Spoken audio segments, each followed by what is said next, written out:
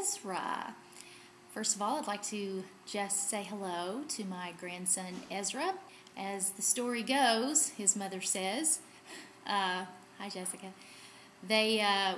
she was reading through a pin code several years ago. We did this study in written form, and they had found out that the boys were twins. They had always liked the name Avery.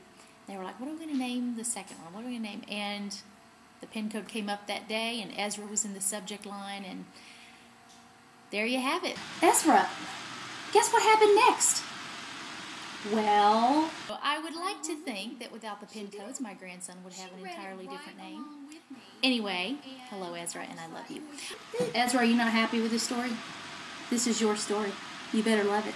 You're going to thank me one day. All right, let's get right to it for the book of Ezra. Author, we really don't know. Now, it is thought that Ezra wrote it, but it's interesting. The reason they think that is because when he shows up on the scene in chapter 7, the dialogue goes from third person to first person. Date written, well, they're thinking between 460 and 440 BC, but let me put this into perspective for you. This is pretty cool.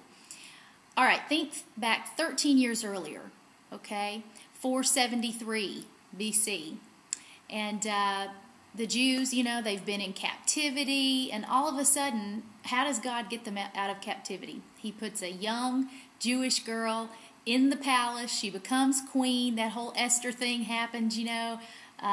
The Jews are saved by being rescued from Haman, and that whole story, lovely, lovely story in the book of Esther. So if that all happens in 473 BC, one of the things that we often forget is that two of the guys that were walking around Susa during that time, which is where the Jews they weren't held captive yet, but a lot of them had remained in Susa, right?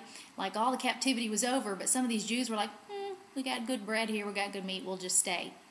Well, God wanted to move them on. So all this stuff happens with Esther, and who are two guys just in the audience, you know, floating around during the streets during those times, being raised up by the Lord with a prophetic call on their lives?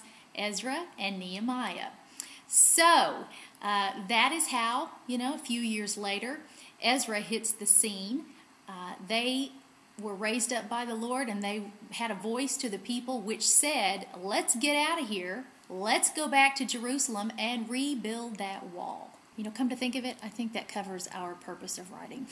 Key verses, well, I'm going to pick Ezra 7:6.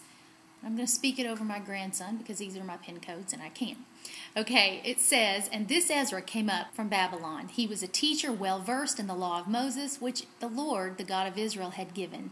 The king had granted him everything he asked, for the hand of the Lord his God was on him. So Ezra, you better keep the 10 Commandments, because you are the namesake of someone who loved them.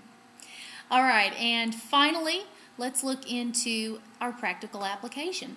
Well, I think when you look at the task that Ezra had ahead of him, rallying people, getting a job done, you know, moving a mob down the road and giving them a single purpose, and giving them the encouragement they need to do it.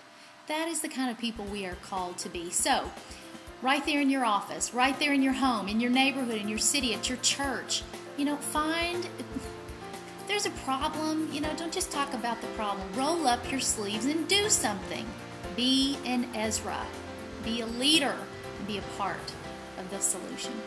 All right, I'm Laura Harris-Smith, and I will see you tomorrow, of course, with the book of Nehemiah on today's Daily Pin Code. Bye.